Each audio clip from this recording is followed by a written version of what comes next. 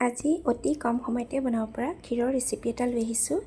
এই ক্ষীৰটো 10 মিনিটতে বনাই তৈয়াৰ কৰিব পাৰিব আৰু খাবলৈও বহুত টেষ্টি হয়। এতিয়া আহকচোন ৰেচিপিটোৰ মাজলৈ আগবাঢ়োঁ। ক্ষীৰ বনাবৰ বাবে প্ৰথমে এয়া কেৰাহীখনত অলপমান গৰু ঘিউ দি ল'লোঁ। এতিয়া ইয়াত কেইটামান কাজু আৰু কিচমিচ দি দিছোঁ। এতিয়া কাজু আৰু কিচমিচখিনি অলপমান সময়ৰ কাৰণে এইখিনি ফ্ৰাই কৰি ল'ম।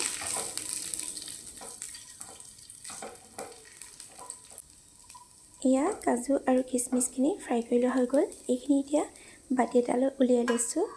এতিয়া এই একেখন কেৰাহীতে আৰু অলপমান ঘিউ দি লৈছোঁ আৰু ইয়াত দিছোঁ এতিয়া আধা বাতি চুজি। ইয়াত গ্ৰাম হিচাপত 50 গ্ৰামমান হ'ব। এতিয়া এই চুজিখিনি গেছৰ ফ্লেমটো মিডিয়াম কৰি ভালদৰে ভাজি ল'ম। এয়া মই চুজিখিনি ভাজি আছোঁ। এইখিনি খুব বেছি ৰঙা কৰি পেলাব নালাগে, অলপমান কালাৰটো চেঞ্জ হোৱালৈকে ভাজি ল'লে হ'ল। এতিয়া ইয়াত 2টা ইলাচি দি দিছোঁ। ইলাচিখিনি দি আৰু অলপমান সময়ৰ কাৰণে এইখিনি ভাজি ল'ম।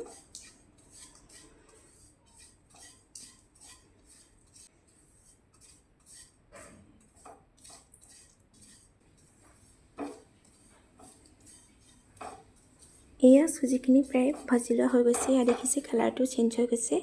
এতিয়া ইয়াত মই আধা লিটাৰ গাখীৰ দিছোঁ। গাখীৰখিনি আগতে উতলাই পেলাই অলপমান ঠাণ্ডা কৰি ৰাখিছিলোঁ।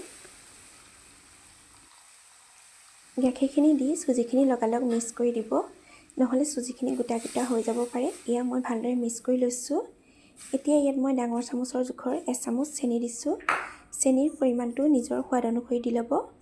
লগতে ইয়াত দিছোঁ কনডেন্স মিল্ক।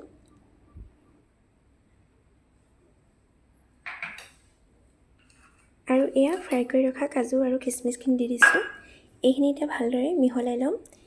এই চুজিৰ ক্ষীৰটো খাবলৈ বহুত টেষ্টি হয়। আপোনালোকে যদি আগতে বনোৱা নাই, এবাৰ বনাই খাই চাব।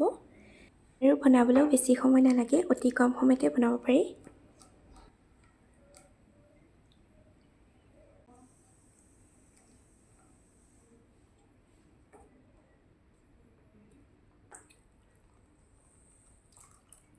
আৰু এয়া অলপমান গাখীৰত কেশৰ মিক্স কৰি ৰাখিছিলোঁ। এয়া কেশৰ মিল্কখিনিও ইয়াতে দি দিছোঁ।